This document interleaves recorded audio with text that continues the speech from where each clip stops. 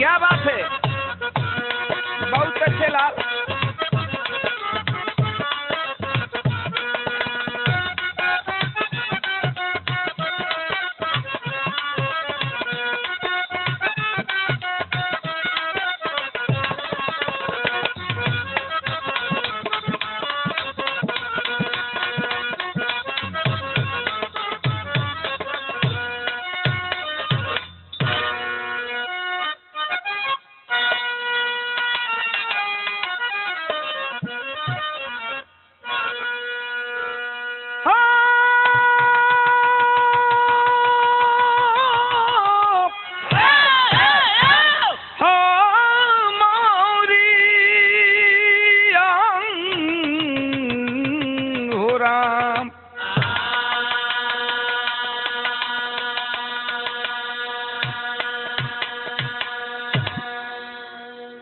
ए बाबू, एकरा पहले एक कैसेट रउआ सब के बीच में गई रहल है, जेवना कैसेट के नाम रहे आवारा बेटा।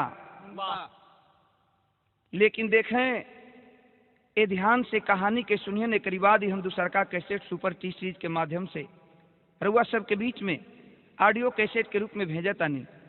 ध्यान से अगर ये कहानी के सुनबा तो हमके आशा ना बल्कि विश्वास बा, ई हमके घमंड ना बा, लेकिन दावा जरूर बा। आंख से आंसू आवे न आवे, लेकिन बाबू कलेजा तो पसीजी जाएगा। देखें, ये करुण की कहानी है, लेकिन किसकी कहानी है? यहीं से कहानी की शुरुआत है। क्या कि समय के शिकंजे में फंस कर के मानो खाता है ठोकर समय की बदौलती, गैरों के गर्दिशी में जकड़े गरीबी, छलनी करे दिल न करता मरौवती, अर्थी उठने लगी आज ईमान की, जहर बन गई है जमाने की दौलती, गंगा सागर सजल नैन देखे सदा, मिलती नहीं भीख मांगे से मऊवती।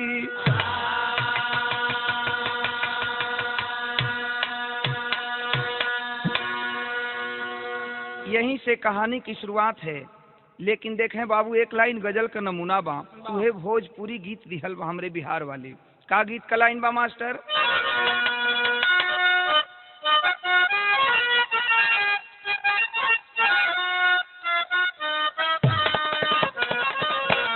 उहे तरज बा कि सब कहेला कि बहुत सुघर बाड़ू तू, सब कहेला कि बहुत सुघर बाड़ू तू, तो ना लागे न काची उमरिया में, तो ना लागे न काची उमरिया में, तो ना लागे न काची उमरिया में, सब कहेला कि बहुत अरे सुघर बाड़ू तू,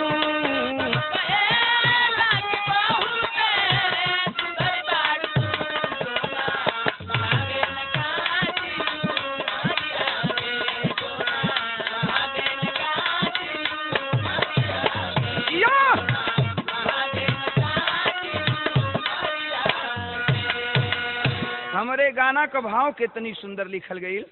कहनाम बा कवि कका कि आसमां में अजोरिया उगे चांद के, आसमां में अजोरिया उगे चांद के, कबहू जुआ डेराला अन्हरिया में, कबहू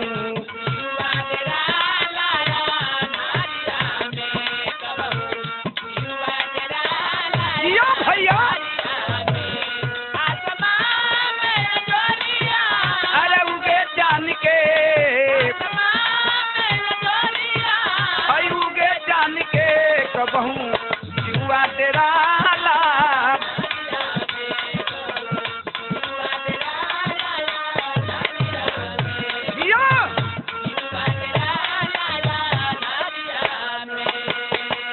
कहानी का शुरुआत बा। गौर करिहन गरीबी कैसन चीज होला बाबू। ए दुनिया में गरीब का जिंदगी का बा, गरीब आदमी कैसे जिएलन, तनी कवि जी बड़ी सुंदर बात लिखलन गीत के अंदर। नजम के लाइन में बतावल गई का,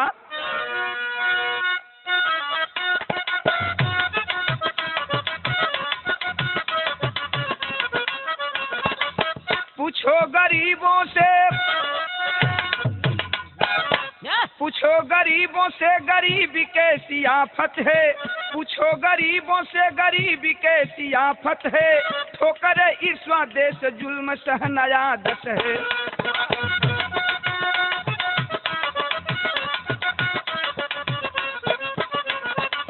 कहानी के करवा यहाँ से बात का शुरुआत हो गई।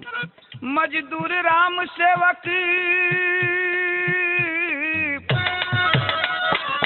मजदूर राम सेवक बाठा मोतिहारी में, सुदामा शांति सुवन जी रहे लाचारी में।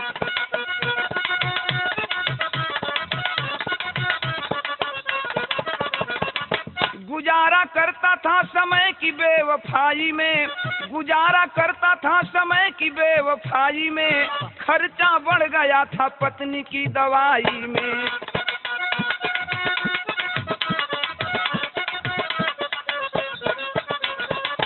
कर्म की मारी वह विपत्ति बोझ उठाती थी, कर्म की मारी वह विपत्ति बोझ उठाती थी, पड़ी मरण की सेज आह भर के रोती थी।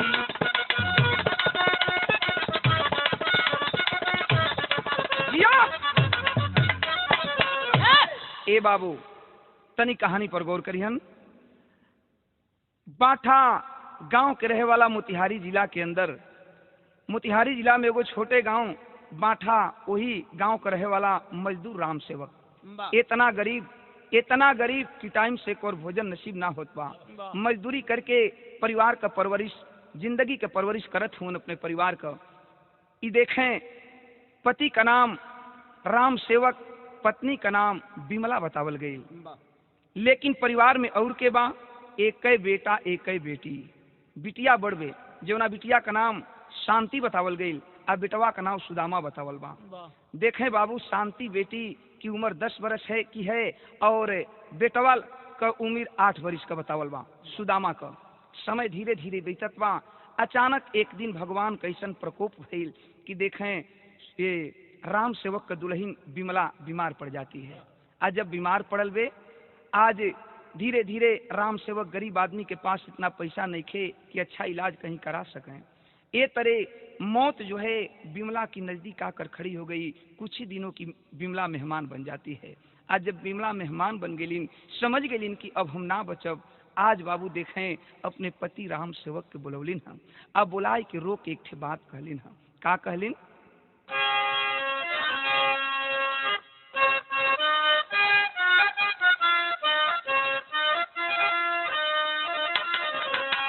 इहे रो के कहलिन हम कि प्रेम के फूल के सेजी सजवली ये सैया,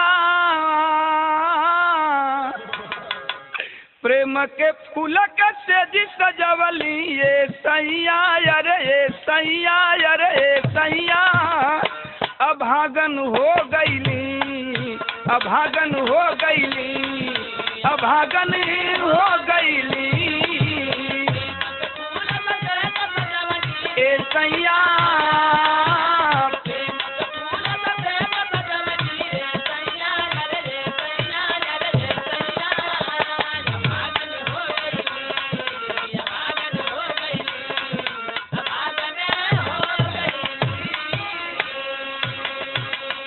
माई के मुर्तारी बिटिया शांति बैठल बे, गोड़ के लगे बेटवा सुदामा बैठल बा।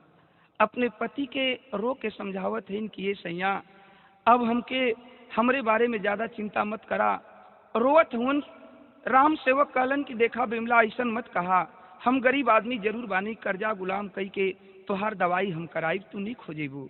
लेकिन बाबू देखें बिमला दोनों लड़कन के हाथ पकड़ के लड़का लड़की के हाथ पकड़ के अपने पति राम सेवक के हाथ में रख दियलस। एगो बात कहत बे, का कहलस कि टोवे बबुअन के हाथे पंछी उड़ल चाहे माथे।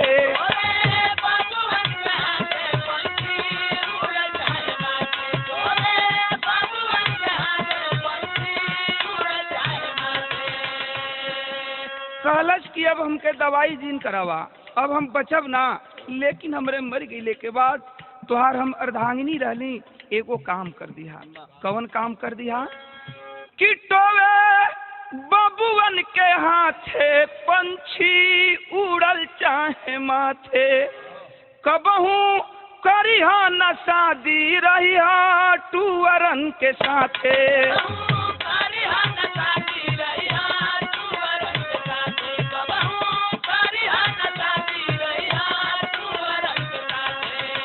छछन छछन के दूनों रोवे धई पैया। छछन छछन के दूनों रोवे धई पैया, यार धई पैया, यार धई पैया। अभागन हो गईली,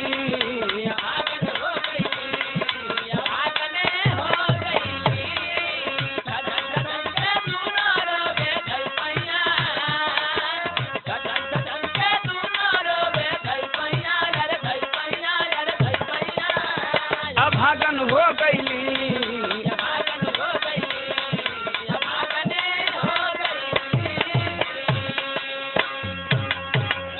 आखिर यह कही के बिमला बाबूजी मर जाती है, इस दुनिया को छोड़कर चली गई। कह कर गई थी कि पति देव आप दूसरी शादी मत करना। हम सुनले बानी कि सौतेली माई आवेली घर में त लइकन के बड़ा तकलीफ होला। इहे दुगो लइका हमार निशानी हुन। आई दोनों भाई बहन के तू अपने जान से ज्यादा जनिहा, लेकिन दूसरा से शादी मत करिहा। आखिर गांव का मदद लेकर के, गांव घर के लोगों का मदद लेकर के बाबू राम सेवक अपनी विमला पत्नी का अंतिम दाह संस्कार कर दिया। और जब दाह संस्कार कर दिया, 1 महीना, 2 महीना, 3 महीना, 4 महीना, 6 महीना गुजर गई। जब 6 महीना गुजर गई, गांव घर के लोग दबाव देवे लगलन। गांव घर के लोग, हितई नतई के लोग आके कहलन कि अरे राम सेवक, तहार जिंदगी बड़ा लम्हर बा भैया, एक काम करा कि कम से कम अपना खातिर तना, लेकिन हई दूगो तहार लइका हुवन, एगो लइकी एगो लइका, त कम से कम एहनी के मुंह देखा, तू दूसर बियाह कला, दूसर मेहरारू घर में आई त कम से कम लइकन के टाइम से भोजन त दी। आखिर पहले तो कुछ दिन तक नकारत चल गलन राम सेवक कि हम दूसर बियाह न करब, लेकिन गांव घर के इतना दबाव पड़ल कि राम सेवक दूसरी शादी कर ही लिया। और जब दूसर शादी कर लियलन, राम सेवक 2 दिन, 4 दिन, 10 दिन, 2 महीना, 4 महीना बीतल। आखिर वो परिवार में उहे होखे लागल जवन ना होखे के चाहिए। देखें बाबू, राम सेवक सुबह ही उठता था, नित्य क्रिया करके चला जाता था मजदूरी करने के लिए। घर में नई नवेली दुल्हन, वही दोनों बच्चे रह जाते थे। सौतेली माँ घर में जब आई है, 2-4 महीना गुजरा है। 2-4 महीना गुजरले के बाद अपन सौतेली माई का करनी दिखावे लगल। लइकन से दिन भर काम करावे। लड़कियां जवन बढ़वे, जेकर नाम शांति बा, शांति से दिन भर काम करावे और न त टाइम से भोजन भी मत दे। आज सवेरवे का तो बात बा, भोजनो ना देत रहे।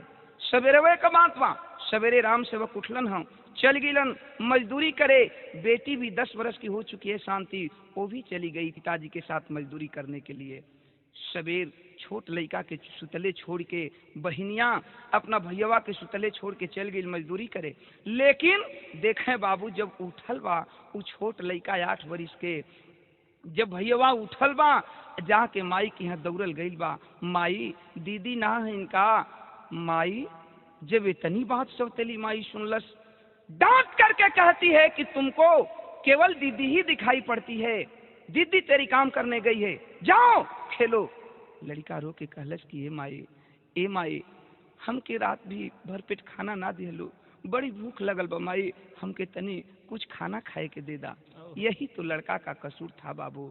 इतना ही वो बच्चा छोटा सा 8 वर्ष का सुदामा कहा था कि उठाती है सिमठा, गरम आग में तप रहा था सिमठा, और उसी सिमठे से लगी मारने मारते मारते घर के दरवाजे के बाहर कर देती है। लड़का दरवाजे पर बैठ करके रो रहा है। तब तक 12-1 बजत बा। ठीक अब दोपहरी का टाइम होखे वाला बा। बहनियां मजदूरी कई के लौटल बे, दूरे से देखत बे कि भैया हमार छोट भाई दुआरी पर घर के बैठ के रोवत हुवन। बहिन का माया बाबू जाके दौड़ के उस सुदामा भाई के गोदी में उठा लिहलिन। आज जब उठा लिहलिन, बहन का प्यार पाया है, वो छोटा सा मासूम सुदामा बहन के गोद में सिसक करके रो रहा है कि दीदी दीदी तू ना जाने लू ना, तू तो चल जालू मजदूरी करे, लेकिन देखा माई हमके कहा कैली ना, माई बड़ी मरले बाड़ी दीदी, माई बड़ी मरले बाड़ी। रो के लड़का आज अपने दीदी से बतावत बा, का कहले बा,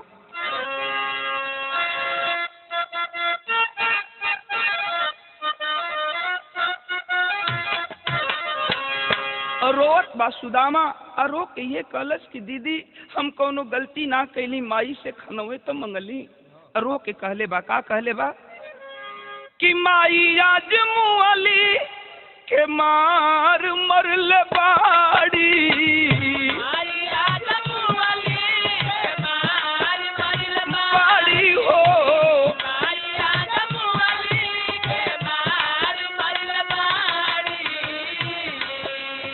अरे माई आज मुअली के मार मरल बाड़ी, सिउठा से दाग पिठिया लाल कैल बाड़ी,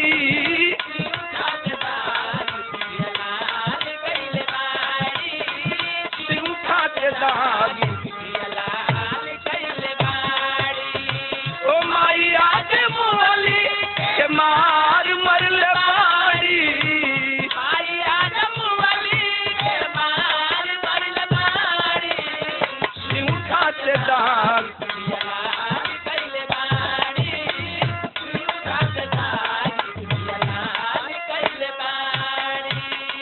बहन का कलेजा कांप जाता है बाबू। ओ अपनी भाई को गोद में ले करके अब माई के लगे गई वे, कहलस की कारे माई हमके मार देली, हम कुछ ना बोलीला, लेकिन ली तो लइका न बा, खनवे तो मंगले रहल, यह तो बहनिया गलती कह दिहलस। इतने कहलस कि आज मैं भा महतारी कैलस का बाबू कि मैं भा महतारी निधई के झोटा घसीटे,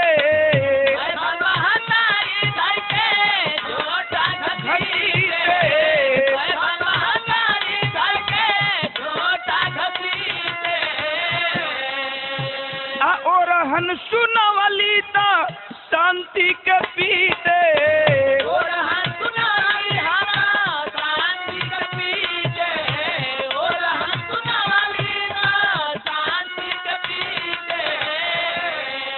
अरे बाबूजी के मतिया खराब कैल बाड़ी,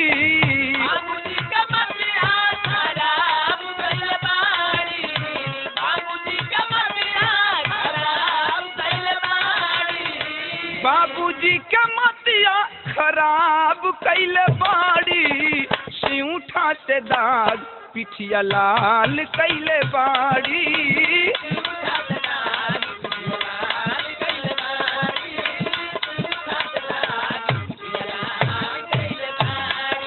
अरे बाबूजी के मतिया खराब कैल बाड़ी हो,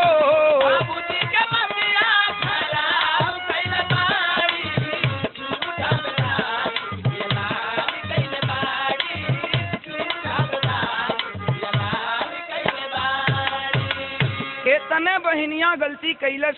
यही तो गलती था कि केवल यही कही थी कि माई इत लइका न बा, हम के मार देलू, कुछ ना बोलीला।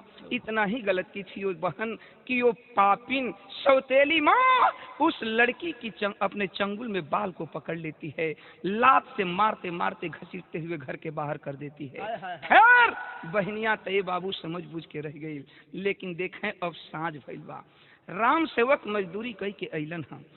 दिन भर का थका हुआ बेचारा मजदूर राम सेवक खा करके घर में सो जाता है। एगो घरवा में बगलवे वाला घर में भैया बहनिया एगो खटिया पर सुतल हुवन, कटोरी में तेल लेके गइल वे उ नौकी राम सेवक के मेहरारू आ जाई के राम सेवक के कपार पर तेल लगा के लागल जाते।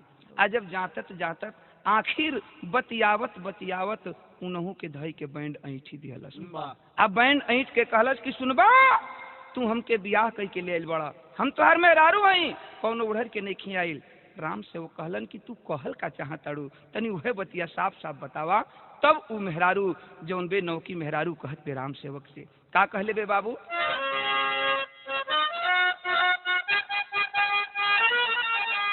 इहे कहते कि सौतेला कमाई खाई है हमारा सुगानावा के, सौतेला कमाई खाई है हमारे सुगानावा के, सौतेला कमाई खाई है हमारे सुगानावा के, सौतेला कमाई खाई है हमारा सुगानावा के, दिहल जाई जानवा के मार जी।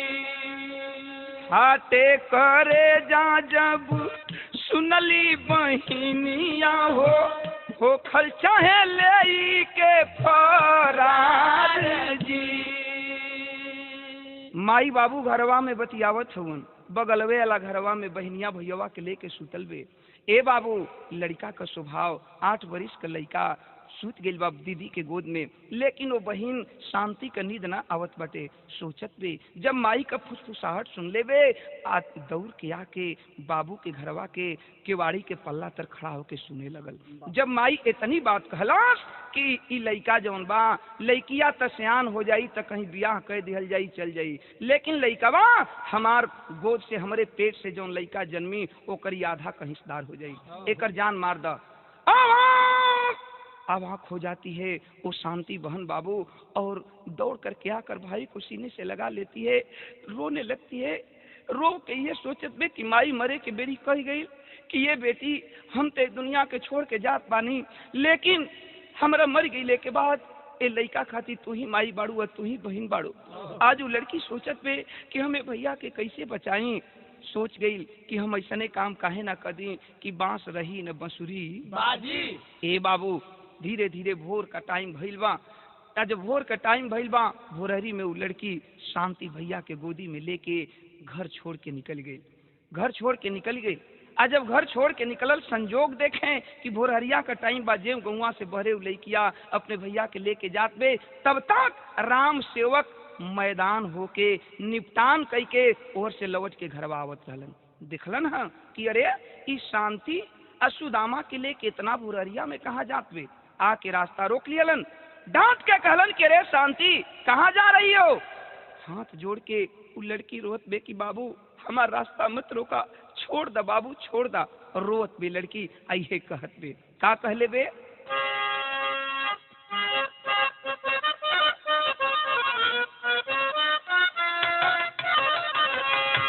वह तरजबा कि झिलमिल सितारों का आंगन होगा, रिम झिम बरसता सावन होगा।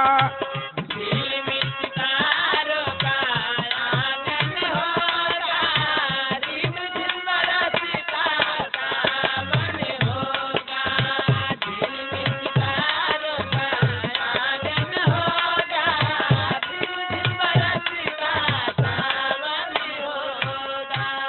आज वो लड़की शांति अपने बाबू का पैर पकड़ के रोवत में कहलस कि बाबू रास्ता छोड़ दा, लेकिन रो के कहले बे का कहले बे कि पौआ पकड़ के रोवे, पौआ पकड़ के रोवे बिटिया बिचारी, पौआ पकड़ के रोवे बिटिया बिचारी, पैबा खजाना कौन बबुआ के मारी। पौआ पकड़ के रोवे बिटिया बेचारी, पैबा खजाना कौन बबुआ के मारी। पौआ पकड़ के रोवे बिटिया बेचारी, पैबा खजाना कौन बबुआ के मारी। रो के लड़की शांति कहलस बाबू कि माई के दियत दुलार जवन दिहला, मैं भाके मोह में वह सुल कैली हला। मैं भाग मोह में वह सुल कैली हला, मैं भाग मोह में वह सुल कैली हला। जनवा के भीख मांगे, जनवा के भीख मांगे बन के दुखियारी, जनवा के भीख मांगे बन के दुखियारी, कोई खजाना कामन बबुआ के मारी। जानवा के भीख मांगे बन के दुखियारी, पैवा खजाना कामन बबुआ के मारी। जानवा के भीख मांगे बन के दुखियारी, पैवा खजाना कामन बबुआ के मारी। लड़की रोवत बे कहलस कि बाबू जवन रतिया के माई के संगवा तू बतियावत रहला कुल बतिया हम सुन गइल बानी बाबू। माई कहिए न मनबा कि भैया के मार दिहल जाए त काहे के तू ऐसन काम करबा बाबू। हमन के तोहरे जामल नहीं जा, हमन के तोहरे जामल नहीं जाए बाबू। भाई के जान मत मारा, हमें भाई के लेके गांव छोड़ के चल जात बानी, कबो तोहरे दुआरी पर लौट के न आई। रहलन तराम सेवक बापे न औलाद के दिल अपने दिल में माया जरूर बा। सोच गिलन कि जवन हमार मेहरुआ चाहत बे उ कमवा हो जात बा त जान मरले से का फायदा बा। डांट कर राम सेवक बोला है आए शांति चली जाओ लेकर के, लेकिन याद रखना दोबारा कभी मेरे दरवाजे पर इस लड़का को लेकर के मत आना और न कभी तुम आना। बाबू का पाँव छोले बे उ लड़की भैया के गोदी में उठा के गांव छोड़ के लड़की चल दी हलस। आज जब गांव छोड़ के चलल बे कवि जी बड़ी सुंदर टेरी का बात लिखलन है का। अरे मानवता को जवाब चाहिए ए बाबू, मानवता को जवाब चाहिए, मोह के मकड़ जाल में करने चला हिसाब।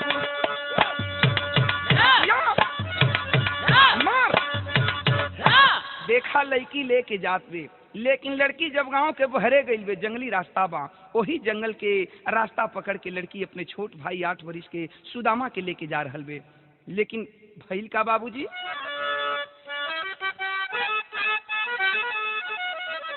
कि अखिया से लोरा ढारे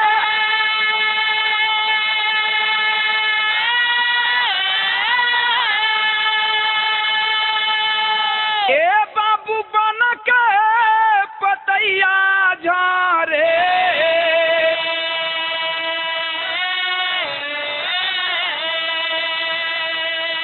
अब थाकी गईली गोदी में उठाई ले तू बहिनी।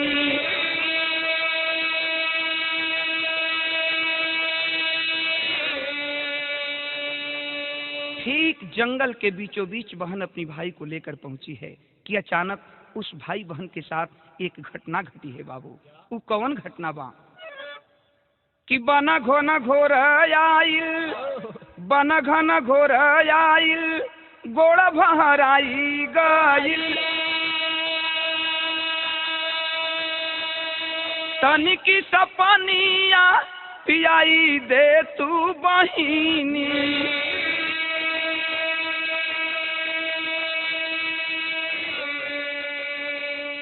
भैया सुदामा रो रो पूछत बा कि दीदी दीदी हमके कहाँ लेके जात बाड़ो।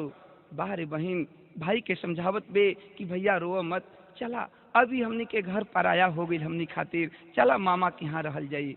लेके जात बे, लेकिन बाबू देखें जेठ का दोपहरिया बा, 12 बजे वाला बा। भाई के मुंह सुखत बा, रो के भैया एक जगह बैठ गई एक पेड़ के नीचे। आ कहलस कि दीदी अब हमसे चल ना जाई। कबो तुलबुल तुलबुल छोट लड़का भुइयाँ चलत बा तो कबो दीदी के गोद में उठ जात बा। देखें रोवत बा, कहलस कि दीदी हमके पानी पिया दे न तो अब जान चल जाई।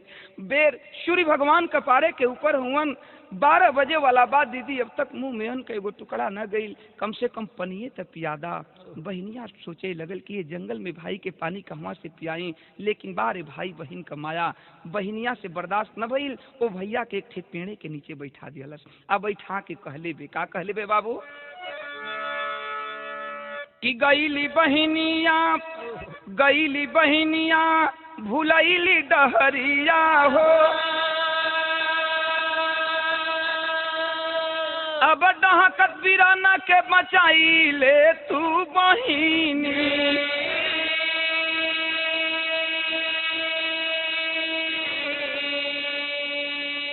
दोनों पेड़ के नीचे उ लड़का के बैठा के बहनिया कहलस कि ये भैया तू हमें बैठा, कहीं जइहा मत, हम जंगल के बहरे जात पानी गांव बा, वो गांव में से तो के पानी ले आवत पानी पी के तब हमन के यहाँ से चलल जाई।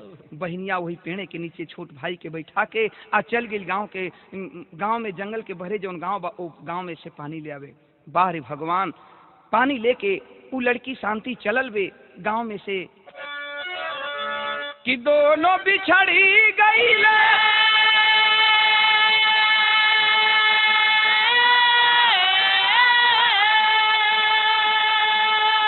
ए बाबू विधि का विधानावा हो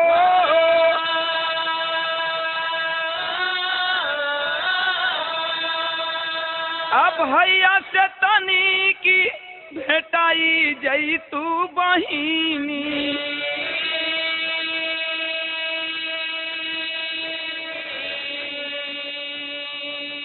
पानी लेकर के वो लड़की तो चली है जरूर बाबू, लेकिन यही घटना घटा। आखिर वो जंगली रास्ता समझ नहीं पाई, जिस रास्ता को पकड़ कर आई थी वो न पकड़ करके एक दूसरा ही रास्ता पकड़ लेती है। जंगल में चली गई, इस कोने पर भाई बैठा है और ठीक जंगल के बीचों बीच उस कोने पर जा करके अपने भाई को खोज रही है। धीरे धीरे दिन ढल गया, शाम हो गया। ओहर बहनिया रोत बे लोटा में हाथ में पानी लेके कि हमरे भैया पियासल हुन, इनके हम पियाई। एवर भैया पेड़े के नीचे 8 बरिस का मासूम लड़का बैठ के रोत बा कि बाहर है दीदी, सोचत बा कि तोसे तो अच्छा उ सौतेली माई रहल कि मारत जरूर रहल, लेकिन कबो कबो खाना तो दे देत रहल। लेकिन ए दीदी ई तू का कैलू, ए जंगल में हमके छोड़ के तू भाग गईलू ना। एवर लड़का डहक के रोत बा, वही पेड़े के नीचे बैठल बा। सूर्यास्त होखे वाला बा। एहर बहिन जंगल के बीचों बीच ओह कोना पर जाके अपने भाई के खोजत बे, आ खोज के रोत बे, इहे कहत बे। का कहले बे?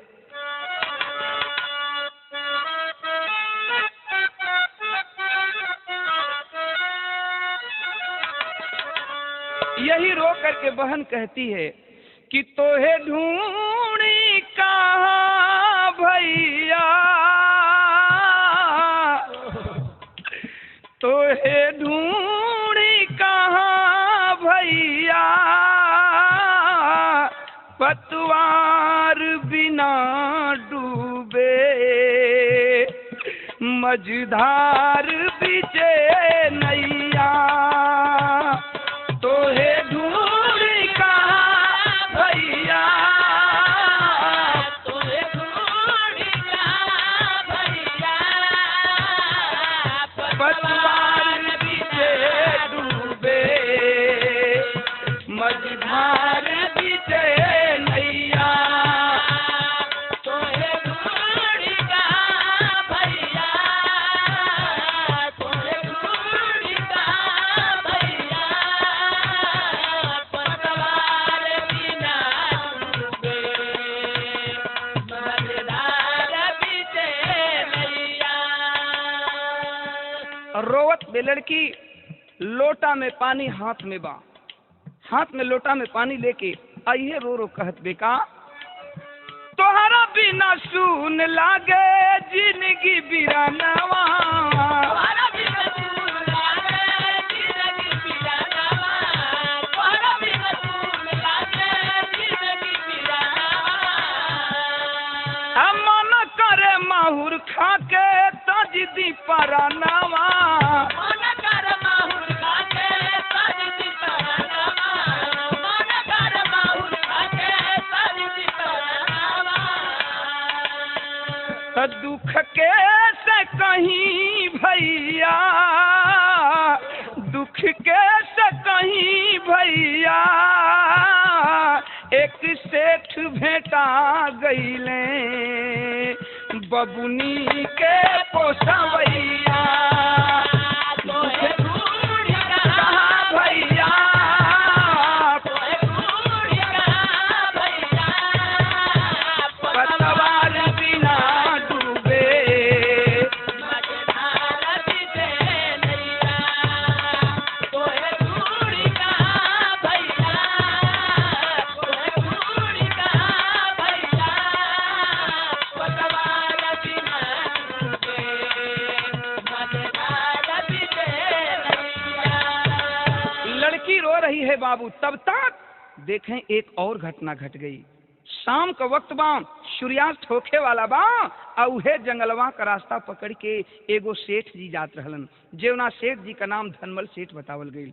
जब लड़की के देखलन ह कि अरे ये सुनसान जंगल में हाथ में लोटा का पानी लेके आई लड़की कलप कलप के रोवत में, आखिर बात का बा। बाहरे सेठ जी धनमल सेठ और बिटिया के नजदीके गईलन हम, कहलन कि बेटी कैसन रोवत बाड़ू बेटी, केकर बेटी हऊ, कहवा से तू आइल बाड़ू, का खोजत बाड़ू बिटिया।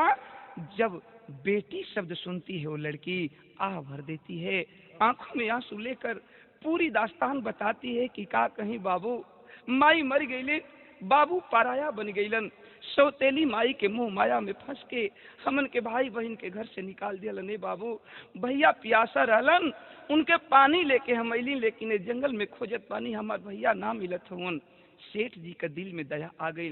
धनमल सेठ कहलन कि ये बेटी एक काम करा, ई जंगल का बात बा, जंगली जगह बा, थोड़े ही देर में जंगली जानवर आ जाएंगे यहाँ, तुम चलो बेटी मेरे साथ, और तुम चलो मेरे साथ, सुबह होते ही मैं तेरे भाई को ढूंढवाने का प्रयास करूंगा, अगर तेरा भाई मिल जाएगा तेरे भाई के साथ मैं लगा दूंगा।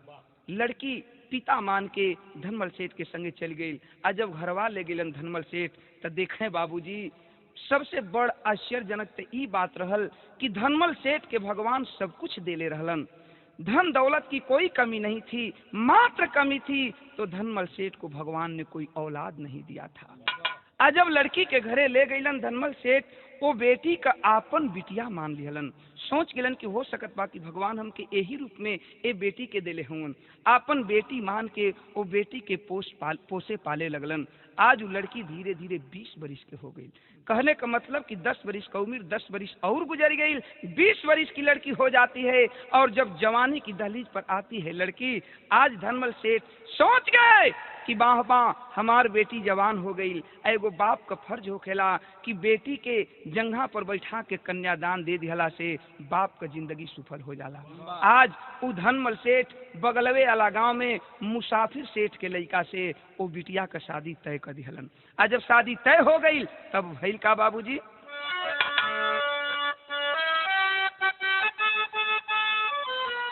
कहल गई कि बीतल कुछ सालों से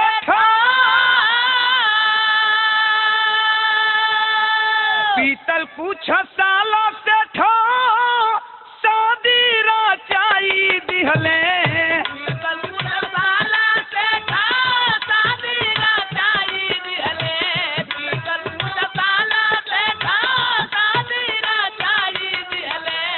आई गईली पिया के भावनावा बहिनिया हो, आई गईली पिया के भावनावा बहिनिया हो, आई गईली पिया के भावनावा बहिनिया हो, आई गईली पिया के भावनावा बहिनिया हो, आई गईली पिया के भावनावा बहिनिया हो, आई गईली पिया के भावनावा बहिनिया हो।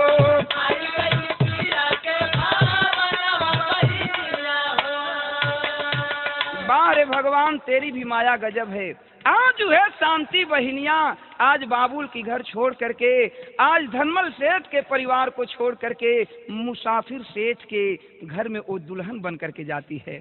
आज जब दुल्हन बन के गई देखें तब तक मात्र 4 दिन गुजरल बा, 4 दिन गुजरल बा। वो मुसाफिर सेठ के घर में बहू बन के जब वो शांति बेटी गई, 4 दिन गुजरल बा कि अचानक एगो औरी घटना घट गई। कौन घटना घटल बा कि धन्य विधाता तोहरी धन्य लिखनिया हो, धन्य विधाता तोहरी धन्य लिखनिया हो, धन्य विधाता तोहरी धन्य लिखनिया हो। सांप काट लिहलस रोवे, सांप काट लिहलस घर का रोवे परानिया हो, सांप काट लिहलस रोवे घर का परानिया हो, सांप काट लिहलस रोवे घर का परानिया हो। छोड़ी दिहलिया हर पारा नवा बहिनिया हो, छोड़ी दिहलिया हर पारा नवा बहिनिया हो, छोड़ी दिहलिया हर पारा नवा बहिनिया हो, छोड़ी दिहलिया हर पारा नवा बहिनिया हो, छोड़ी दिहलिया हर पारा नवा बहिनिया हो।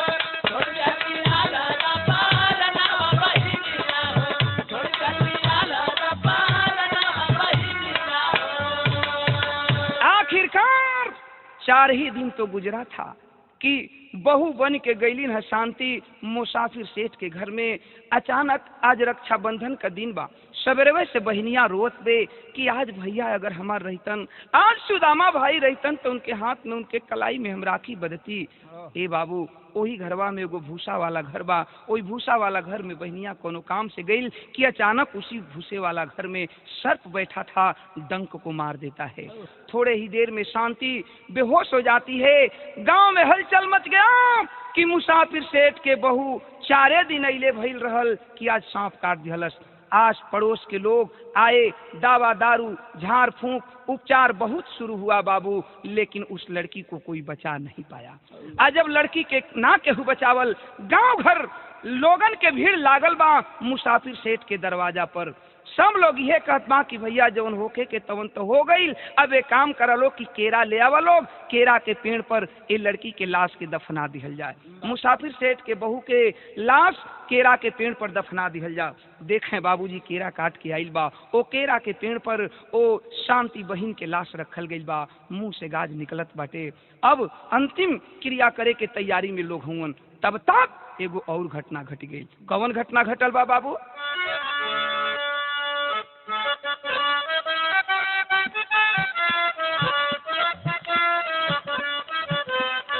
बहबा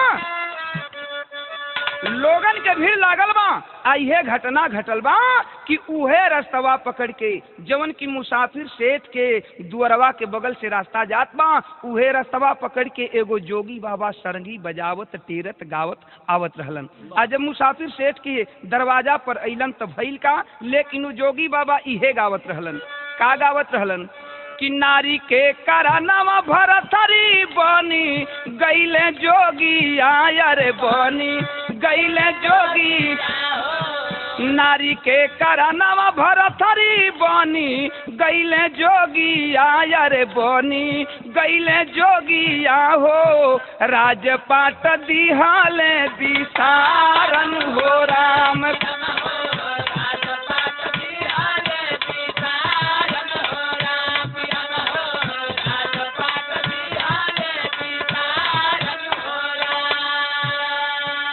ए बाबू, दरवाजा पर देखलन जोगी बाबा, मुसाफिर सेठ के बड़ा भीड़ लगल बा। नवहा जौन रहलन 2-4-10 ठे डांट करके जोगी से बोले, हाँ जोगी, गाना बजाना बंद करो, गाना बजाना बंद करो, केहू के दुनिया उजड़ गई, तहरा गावल निक लगत बा। जोगी बाबा आवाक हो गए, डर गए कि अरे ये क्या हुआ, लोगों की भीड़ कैसी है। हथवा जोर के जोगी बाबा कहलन कि भैया गावल बजावल हम बंद करे थे, लेकिन तनी बतईबा लोग आखिर सेठ जी के द्वारे भीड़ कैसन लगल बा। पुरनिया लोग जौन रहलन कहलन कि ये बाबा जायदा बुरा मत मनिहा लइकन के बात के। मुसाफिर सेठ के बहू 4 दिन अइले भई रहल, ये दुनिया के छोड़ के चल गेलिन, सांप काट दिहलस, केहू ना बचा पौलस। जोगी बाबा कहलन कि भैया जौन होके के तो हो गई, तनिका ओ मुसाफिर सेठ के बहू के लसिया हमके दिखा दे बालो। लड़का जितना रहलन डांट के कहलन के रे ललगड़िया साधु के फेरा में का परल हुआ लोग, हटावा, जौन होके के हो गई चास बदबू देवे लगी। लेकिन पुरनिया लोग समझौलन बुझौलन कहलन के रे यार आखिर ई पैसा मांगते न बा जोगिया, देखे के कहत बात तो देखौले में तनकी का हर जाबा, देख लेवे दालो। जोगी के इजाजत मिलल बा, जोगी बाबा गईलन हाँ, केरा के पेड़ पर लाश रखल बा। जब चादर हटौलन हाँ, देखलन कि लड़की के मुंह से गाज निकलत बा। जोगी बाबू एक बगल अपनी कान से झोला निकाला है गुदड़ी का और झोला रख दिया, एक बगल में सारंगी रख दिया और वहीं आसन लगा करके वो जोगी बैठ जाता है। आंख बंद किया, मंत्रों का उच्चारण करने लगा। प्रमाण मिला पत्रिका से, 1 घंटा तक वो जोगी मंत्रों का उच्चारण करता रहा, लेकिन उस लड़की के लाश में कोई परिवर्तन नहीं हुआ। सभी लोग डांटने लगे कि ये क्या नखरा है। जोगी आंख खोलता है, तमा उठा और बोला कि ये गांव के लोग कान खोल कर सुन लो, थोड़ी दूध की आवश्यकता है, क्या दूध ला सकते हैं आप लोग। गांव का बात बा, देखते देखत एक आध नाद दूध तैयार हो गई बाबू, आ गई बाटे, नाद में दूध रखल बाटे। आज जब नादी में दूध रखल गई, अचानक वो जोगी अपनी झोली में हाथ को लगाया है, कुछ निकाला है, आंख बंद किया, हाथ को ऊपर उठाया और मुट्ठी बांध करके छोड़ दिया। मुट्ठी खोल दिया, उसकी मुट्ठी से कुछ निकली है और थोड़े ही देर में देखते देखते लोगों की भीड़ लगी थी। वो जो सर्प डंक मारा था वो सर्प फुफकारता हुआ आ करके झोली में उस जोगी के प्रवेश कर गया। फिर झोली से निकला है, चला गया उस लड़की के लाश के पास शांति के और जा करके डंक मारा है। डंक मार करके फिर दूध में जाता है, दूध से फिर जाता है, डंक मारता है, कुछ खींचता है, फिर दूध में जाता है। 2-3 बार इस तरह क्रिया किया और फिर सर्प निकला और वहां से चला जाता है। लोग हैरान हैं, देख रहे हैं, लेकिन जोगी चुपचाप उसी तरह मौन है। लेकिन लड़की के लाश में कोनो परिवर्तन ना भइल। तब वो जोगी तमतमा उठा, जा करके और तमतमा करके खड़ा हो जाता है, जा करके उस लड़की की लाश को झझोड़ करके और एक थापड़ मारता है। बारे भगवान, तेरी भी लीला गजब है। वो लड़की चिहुक कर उठ कर बैठ जाती है और जब बैठ गई तब वो जोगी फिर आकर अपने आसन पर बैठ गया, उठा लिया सारंगी और वही गीत गाना शुरू किया। क्या गीत गा रहा है? यही गीत गा रहा है कि नारी के करनवा भरथरी बनी गईले जोगी आया रे, बनी गईले जोगी राजपाट दिहाले बिसारन। इतना तक तो जोगिया ठीक गौलस। जोगी गावत बा, लड़की सुनत बे, कभी जोगी के देखत बे, कभी बगल में ओकर पति बैठल हुवन, पति के देखत बे, कहलस कि आखिर ई कैसन भीड़ बा, कैसन ही जोगी बाबा हुवन। तब तक जोगी एक लाइन और गाना शुरू किया। क्या गाया है कि माई मरी गईली बाबू बना ले कसाई आया रे, बना ले कसाई मैं हमारे मुआली के मारन।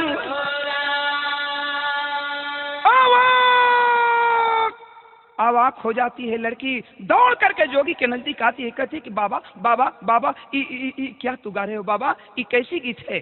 जोगी शक पका जाता है, डर जाता है कि कहीं लोग मुझे मारने न लगे और यही डर करके कहता है कि बहन मैं तो अपनी बीती हुई बात गा रहा था। तब वो लड़की कहती है कि बाबा ई कैसी बात है, माई मरी गईली, ई का बात बा? तब जोगिया फिर तीसर की लाइन शुरू कैले बा, आंख से आंसू चलत बा और रोत बा जोगी अगावत बा। का कहले बा कि माई के मुँह लकायव है बहिनी के भुलाला काया रे, बहिनी के भुलाला पानी बिन बे पानी पानी दारन हो रहा।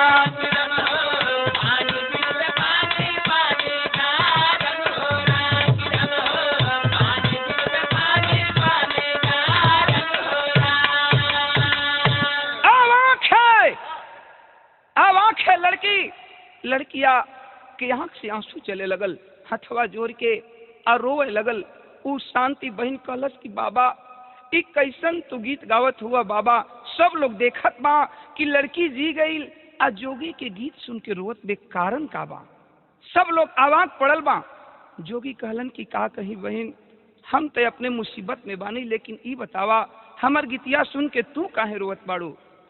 शांति कहलस कि ये बाबा कहीं ऐसन तना, तू के हुआ, कहवा से अइला, केकर लइका हुआ, कहवा जइबा, कब से जोगी बनला, तनी बतैता बाबा। रो करके वो जोगी कहता है कि का कहूँ बहन, मैं तो इसलिए रो रहा हूँ कि आज रक्षाबंधन का पर्व है और ठीक तेरी ही जैसी मेरी बड़ी दीदी थी जो मुझे जंगल में छोड़कर चली गई। दीदी जंगल में छोड़कर चली गई और तब से मैं जोगी बन करके और उस बहन का तलाश कर रहा हूँ। इसीलिए रो रहा हूँ कि अगर आज वो मेरी बहन होती तो इस रक्षाबंधन के पर्व पर मेरी कलाई में हंसते हुए राखी बांधती और मैं राखी की बधाई में उसे जरूर कुछ देता, बहन जरूर कुछ देता। आवाक है वो लड़की, आवाक है, कहती है कि बाबा कहीं तेरा नाम सुदामा तो नहीं है, कहीं तेरा नाम सुदामा तो नहीं है बाबा। अवाक हो जाता है जोगी और कहता है कि बहन बहन तुम ये कैसे जान गई कि मेरा नाम सुदामा है? रोने लगती है, रो रो करके कहती है कि बस भैया बस, अरे जिस बहन की तू आज 10 बरस से तलाश कर रहा है वो कोई और नहीं है बल्कि वो तेरी बहन मैं ही हूँ भैया, मैं ही हूँ। ओ तेरी बहन मैं ही हूँ, मेरा नाम शांति है, वही मैं तेरी शांति हूँ भैया, वही मैं तेरी शांति हूँ। दोनों भाई बहन सीना से सीना मिला करके रो रहे हैं। अचानक वो बोल पड़ा जोगी की, अरे पगली दीदी, तू आज रक्षाबंधन का पर्व है, क्या मेरी कलाई में राखी नहीं बांधेगी? तब तक वो लड़की कहती है कि सब कुछ ठीक है भैया, लेकिन ये बता कि तू जोगी कैसे बना, तू जोगी कैसे बना? कहने लगा वही लड़का, बताया कि देख, जब तू पानी लेने के लिए गई दीदी और नहीं आई तो मैं पेड़ के नीचे बैठकर रो रहा था, तब तक अचानक एक जोगी बाबा गए, वही रास्ता पकड़कर मुझे रोते हुए देखे, उठा लिए। पूरी बात मैंने बताया। जोगी बाबा कहने लगे कि चलो बेटा, मैं तो जोगी फकीर का आदमी हूँ, तुम मेरे साथ जोग रमाओ और हो सकता है किसी दिन किसी मोड़ पर तेरी बहन मिल जाए। तभी से मैं जोगी बन गया और तुझे ढूंढता रहा। जाती है बहन दौड़ करके, जा करके और रक्षाबंधन लाती है बाबू, आरती की थाल सजाती है, भैया के कलाई में राखी बांधती है। आज जब रखिया बंधलिन कहलिन कि भैया राखी के बधाई में हमें कुछ ना देबा। भाई जोगी रोने लगा। सुदामा कहता है कि अरे पगली, इस जोगी के पास और है ही क्या, मैं तुम्हें क्या दे सकता हूँ, केवल प्यार के अलावा और मेरे पास कुछ नहीं है। कहती है कि नहीं भैया नहीं, हमें राखी के बधाई में यही चाहिए कि आज से तू वादा कर, ये झोली और ये सारंगी फेंक दे भैया, और आज से तुम इसी घर में मेरे साथ रहेगा भैया। हंसता है और कहता है जोगी की, अरे पगली, तुमसे तो मुलाकात हो ही गया, लेकिन एक बात सुन, जरा पिताजी के बारे में भी पता लगाना है, जो हम लोगों को जन्म दिए हैं, आखिर पिताजी कैसे हैं। देखें बाबू, कहानी आगे बढ़िए। हुआ क्या,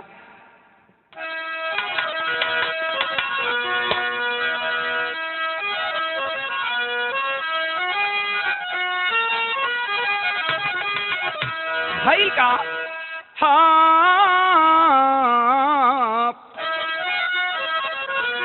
नदिया के धारना नदिया के धारना अरार से रोकाला बाबू, अरे नहीं रोकाइल भैया बहिनी की प्यार, अदेई के दिलासा धैले आगे के डहरिया दादा, अइल मोतिहारी बाठा गंवारी मझारी। रो करके भाई रक्षाबंधन बंधवाया है और वहां से चल पड़ा। वादा किया कि बहन रक्षा बधाई के बदले मैं यही देता हूं तुम्हें कि चाहे मैं धरती के किसी कोने में रहूंगा, रक्षाबंधन के दिन मैं तेरे दरवाजे पर आऊंगा और आ करके अपनी बड़ी बहन से अपनी कलाई में राखी बंधवाऊंगा। यही कह करके जोगी वो सारंगी बजाता हुआ एक तरफ गांव से बाहर निकल पड़ा। बहन दरवाजे पर खड़ी होकर अपने जोगी भाई को देख रही है कि आज भैया फिर मुझसे दूर हो रहा है। लेकिन देखें बाबू, मोतिहारी जिला में बाठा गांव में भाई पहुंचल बा गावत बजावत, सारंगी के टेरत जब गांव में पहुंचल बा, अब वही बाठा गौवा के बहरवे बा उ भैया की एगो और घटना घट गई। कौन घटना घटल बा कि घरवा से निकलत रहे बाबू के जनाजा बाबू, घरवा से निकलत रहे बाबू के जनाजा भैया, अरे दासा देखी जोगिया के बड़ी सी लालूरी, खाई के पछाड़ गिरी गई लसिया पर दादा, हम ही अभागा सौतेला बेटा तूरी, दाह संस्कार कैले पंचन के समहनवा बाबू, दाह संस्कार कैले पंचन के समहनवा बाबू,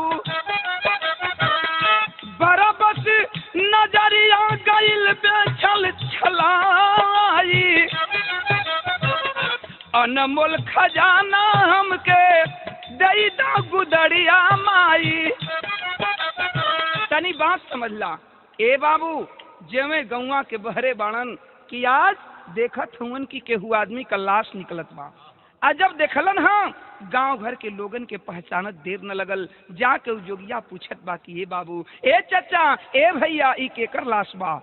वाह वाह वाह रे भगवान, तेरी भी माया गजब है कि आज 10 बरस गुजर गया था लेकिन गांव के लोग उस सुदामा जोगी को पहचानने से इनकार नहीं कर पाए। लाश को रख दिए और गांव के लोग कहने लगे कि बेटा कहीं तू सुदामा तो नहीं है? हाँ बाबू, हाँ चचा, हम ही सुदामा हिला। बात का बाई केकर लाश बा? गांव के लोग पुरनिया कहलन कि कारे सुदामा, अरे तू है न रहले, जब छोट रहले केहू के दरवाजे पर केहू तोरे चल जाए तो के बेगोदी में उठोले ओकरा चैन न पड़े, तो के पूरा गांव दुलार प्यार करत रहल। आज तू छोड़ के अब तू चल गईले बेटा, चल गईला, अपने बाबू का ख्याल न कैला। लेकिन देखा तहार बाबू एवनी गम के बर्दाश्त न कैलन। तहार बाबू राम सेवक मजदूरी कई के आवे, शाम के दुआरे दुआरे घूम के ये कहे कि हम बड़ा गलती कह दिहली, हमार सोना नियन लइका लड़की हमके छोड़ के चल गिलन, हमके दूसर ब्याह न करे के चाहत रहल। ए बेटा तोहर मुंह माया भुला न पौलन राम सेवक, आखिर अंजाम इहे निकलल कि आज वही मोह माया में तोहरे बाबू का हार्ट अटैक हो गई। तहार बाबू ये दुनिया के छोड़ के चल दिहलन। जब इतनी बात सुदामा जोगी सुनलन है, एक तरफ सारंगी फेंक दिया, एक तरफ झोली है गुदड़ी का, बाप के लाश पर फूट फूट कर रो रहा है। लेकिन बाहर सुदामा जोगी कंधे पर लाश को उठाया है, अंतिम संस्कार किया। अंतिम संस्कार कई के आप फिर वही अपना गुदड़ी का झोला और वही सारंगी उठा करके अइलन हाँ, बजावत हुन टेरत हुन सारंगी अइलन अपने दरवाजे पर। एहवार सौतेली माई का पता चलल, हल्ला मच गइल कि सुदामा जोगी बन के आइल बा। गांव में हलचल मचल बा, सौतेली माई के पता चलल बा कि आज उ सुदामा हमार सौतेला लइका जोगी बन के आइल बा। ए बाबू, सौतेली माई दौड़ल बे, दरवाजा पर ही पहुंचलन हाँ, जाके पांव छुअल चाहत बे, तब तक 4 कदम वो सुदामा जोगी पीछे हट जाता है। कहता है कि अरे पागल, तू मेरी धर्म की माँ हो और तू मेरा पैर छू रही है, क्या मुझे नर्क में भी जगह नहीं दोगी माँ? ऐसा मत करो माँ। रोती है वो कि ए बाबू, जवन हम कहनी तमन पहली, आज तहर बाबू मर गईलन, ए परिवार का परवरिश करे वाला केहू नहीं खे। अब भगवान देखे, सबसे बड़ी बात तो ये है कि जवना बेटा के मोह माया में वो सौतेला बेटा के वो सौतेली माई दूर कैलस, आज भगवान कैसन माया की 10 बरिस गुजर गई, ओकरा कोख में एको औलाद ना भइलन। सोचत वे सौतेली माई रोवत बे, कहलस कि बेटा केहू ना बा आगे पीछे, अब तोहरे सहारा बा। जोगी हंसता है और कहता है कि रे पगली, एक जोगी के लिए मोह, ये माया, ये धन और ये दौलत सबसे बड़ी चीज है बाबू। कि इस कहानी में, मेरा कहानी जो है, इस विरह की ये जो कहानी है, अंततो गत्वा बैराग की ओर जा रही है। गौर करेंगे, आज जो बैरागी जोगी कहता है कि एक जोगी के लिए मोह माया धन दौलत नहीं माना ना, हमें कुछ नहीं चाहिए, अगर देना है तो एक ही चीज दे दो माँ। झोली फैलाता है और वो जोगी मांगता है अपनी धर्म की माँ से। क्या कहता है कि अनमोल खजाना हमके दे दो गुदड़िया माई, अनमोल खजाना हमके दे दो गुदड़िया माई, अरे मैं भा चरनिया में गिर भराई। आखिरकार जोगी बोल पड़ा कि एक जोगी का सबसे बड़ा फर्ज होता है, एक जोगी के लिए सबसे बड़ा चीज होता है माँ, कि अंततो गत्वा वो जोगी अपनी माँ से जा करके, अपनी माँ से जा करके अंततो गत्वा फटी हुई गुदड़ी भिक्षा के रूप में ले ले। यही कहता है, मजबूर है वो सौतेली माँ, जाती है घर में और उस जोगी के झोले में फटी हुई गुदड़ी ला कर दे देती है। जोगी माँ का चरण स्पर्श करता है और निकल पड़ा गांव से, सारंगी को टेरते हुए। गांव के लोग कुछ दूर तक जाते हैं जोगी को पहुंचाने के लिए, लेकिन बाबू देखें जोगी जा रहा है, गांव के लोग खड़े होकर देख रहे हैं, सुदामा बहुत दूर चला गया, गांव के लोग देखते रह गए। गाने का अंतिम प्रमाण था कि अरे बहता पानी रमता जोगी, ए बाबू बहता पानी रमता जोगी, सब निहारे भोगिया, अरो रो सब का के रोवा के चलल बा जोगिया।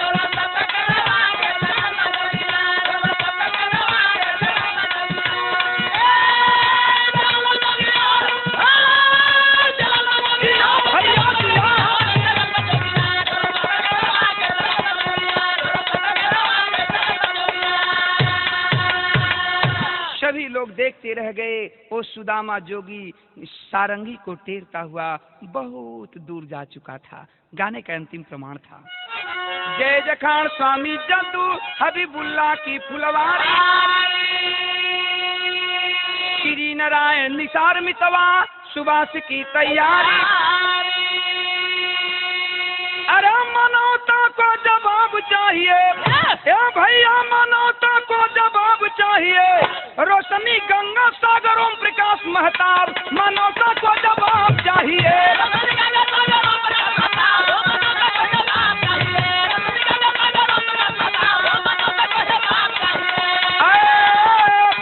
भैया धनी धनी दावा